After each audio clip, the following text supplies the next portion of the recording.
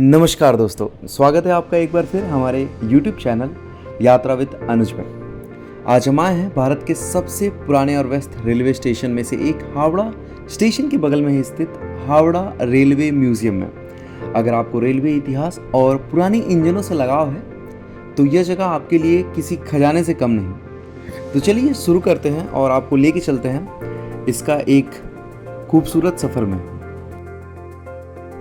तो सुबह के बज रहे हैं 11 और एक छोटा बाइक राइड और घाटों का मज़ा लेते हुए हम पहुंच जाते हैं रेलवे म्यूज़ियम के गेट पे। जैसे ही गेट पे पहुंचेंगे सामने ही आपको बाइक रखने की जगह मिल जाएगी और गेट पे लगा हुआ एक बोर्ड मिलेगा जिसमें म्यूज़ियम खुलने का समय और टिकट का प्राइस लिखा हुआ मिल जाएगा। म्यूज़ियम जो है वो सुबह 8 से रात 8 तक खुला रहता है और टिकट का जो प्राइस है वो मात्र 30 रुपये है। तो आप आ सकते हैं आराम से सुबह 8 से रात के 8 बजे के बीच में। म्यूजियम के अंदर आते ही दिखेगा आपको हॉल ऑफ फेम और उसी के बगल में एक बड़ा सा पोस्टर दिखेगा जहां पे आप रेलवे के इवोल्यूशन को देख सकते हैं कि किस प्रकार से रेलवे ने अपने आप को डेवलप किया है 19वीं सेंचुरी से अब तक।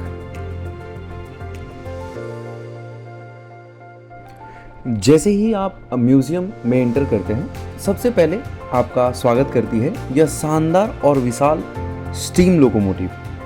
ये स्टीम इंजन से मतलब स्टीम भाप के द्वारा ये जो लोकोमोटिव है चलता है। ये सभी इंजन भारतीय रेलवे के अलग अलग एरिया से लाए गए हैं। कुछ 19वीं सेंचुरी से हैं और कुछ 20वीं सेंचुरी की शुरुआत से हैं। जो हर एक इंजन है उसके आगे उसका नाम और जानकारी भी दी गई है। यहाँ कुछ इंजन ऐसी जगह से लाए गए हैं जहाँ नैरो गेज ट्रेन चला करती थी। इसी इंजन के साथ एक पैसेंजर कैरियर भी जुड़ा हुआ है जो कि 19वीं सेंचुरी से ही है। आप देख पाइएगा इसमें बहुत ही खूबसूरत डाइनिंग टेबल चेयर दिया गया है और साथ ही साथ एक बेड का भी व्यवस्था किया गया है जिसमें आराम से आप सो सकते हैं और सफ़र तय कर सकते हैं। ओवरऑल अंदर का देखिएगा तो काफ़ी खूबसूरत सा डिज़ाइन किया गया है। ओपनिंग एरिया के बाद जैसे ही आप अंदर की तरफ जाइएगा आपको दिखेगा एक स्टीम से चलने वाला रोड रोलर और कुछ पुरानी स्टीम इंजन जो पहले के ज़माने में इस्तेमाल की जाती थी। अभी ये जो हिस्से में हम आए हैं ये बिल्कुल आपको हावड़ा स्टेशन की तरह देखने को मिलेगी। साथ ही साथ यहाँ पे एक टॉय ट्रेन है जिसका आप सवारी करके लुत्फ़ उठा सकते हैं। इसका एक टाइमिंग होता है, पर्टिकुलर टाइमिंग, उसी टाइमिंग पे ये चलता है। इसका किराया भी हम आपको बताएंगे कितना लगता है, लेकिन उससे पहले चलिए देखते हैं इस गैलरी के अंदर क्या है। इसमें आपको काफ़ी सारी चीज़ें इतिहास के बारे में जानने मिलेगा रेलवे से जुड़ी हुई। तो जैसे ही आप अंदर आते हैं ना आप सामने की तरफ देखिएगा एक मिनिएचर मॉडल है जिसमें आप देख पाएंगे कि कैसे मतलब ओवर ब्रिज है, कैसे ये जो गेट्स होते हैं वो ओपन होते हैं, क्लोज होते हैं, कैसे सिग्नल काम करते हैं। तो ये सब यहाँ पे पूरी जानकारी दी गई है, आप यहाँ पे पढ़ सकते हैं, लिखा हुआ है। साथ ही साथ यहाँ पे आप इस मॉडल को देख भी सकते हैं। उसके पास में ही एक हावड़ा स्टेशन का एक पुराना छोटा सा मिनिएचर मॉडल मिलेगा जिसको काफ़ी बारीकी से बनाया गया है।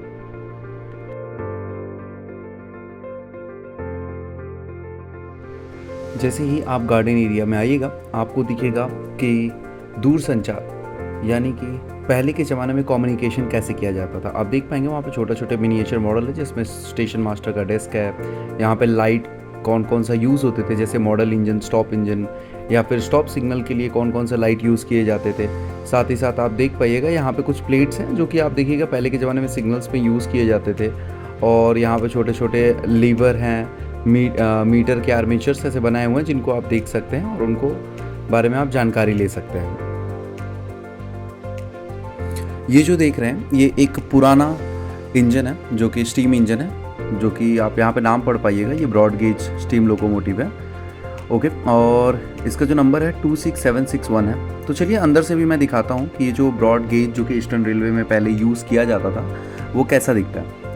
तो जैसे ही अंदर की तरफ आइएगा आपको सामने की तरफ दिखेंगे ढेर सारे प्रेशर पाइप्स जिनमें प्रेशर को पहले क्रिएट किया जाता था क्योंकि स्टीम के द्वारा ये इंजन्स जो है ना वो चलते थे। तो यहाँ से प्रेशर को कंट्रोल किया जाता था और ये जो जगह है यहाँ से कोयले को डाला जाता था जिससे कि गर्म भाप उत्पन्न होता था और इस एरिया में कोयला रखा जाता था जिसको निकाल के फिर इंजन के अंदर डाला जाता था जिससे भाप के द्वारा ये ट्रेन जो है वो आगे बढ़ सकता था। अब हम पहुंचे हैं म्यूजियम के एक ऐसे हिस्से में जो भारत की आज़ादी और बंटवारे की एक चुप्पी भरी कहानी कहता है। यहाँ रखा गया एक पाकिस्तानी रेल इंजन जो सालों पहले पाकिस्तान से भारत लौटा था। इस कोच को देखकर आप महसूस कर सकते हैं कि ये जो ट्रेन है ना, सिर्फ यात्रा का माध्यम नहीं थी, वो लोगों की भावनाओं, उनकी कहानियों को भी लेकर चलती थी, उनकी खुशियाँ, उनकी दर्द को भी। इस कोच का इस्तेमाल बंटवारे के दौरान किया गया था, जब लाखों लोगों ने अपनी ज़मीन, अपना घर छोड़ा और सीमा पार करके भारत और पाकिस्तान का जब विभाजन हुआ था तो इधर से उधर गए थे।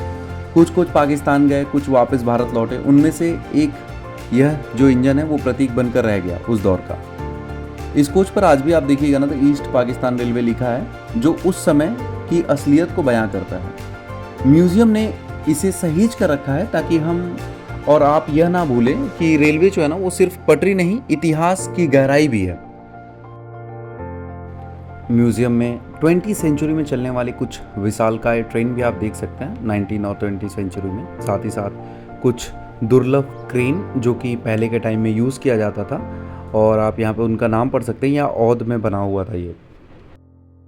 तो जैसे मैंने आपको बताया था, यहाँ एक छोटा सा मिनी ट्रेन राइड भी है जिसे बच्चे काफ़ी पसंद करते हैं और जिसका किराया जो है वो मात्र 30 रुपये है। यह ट्रेन पूरे म्यूज़ियम का एक छोटा सा चक्कर लगाती है और एक छोटा रेलवे अनुभव देती है। अगर आप बच्चों के साथ आएँ तो इस राइड को ज़रूर ट्राई करें।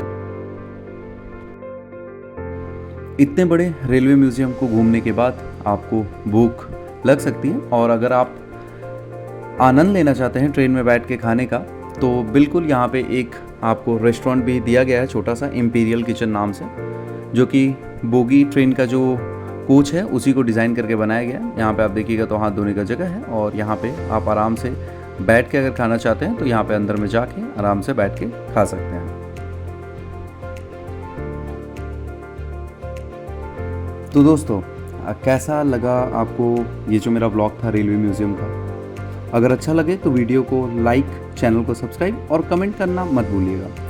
अगर आप कोलकाता या हावड़ा से आ रहे हैं तो यह म्यूज़ियम जो है वो आप अपने लिस्ट में ज़रूर शामिल कीजिए, क्योंकि हावड़ा स्टेशन से मात्र 200 से 300 मीटर के पैदल डिस्टेंस पे है ये।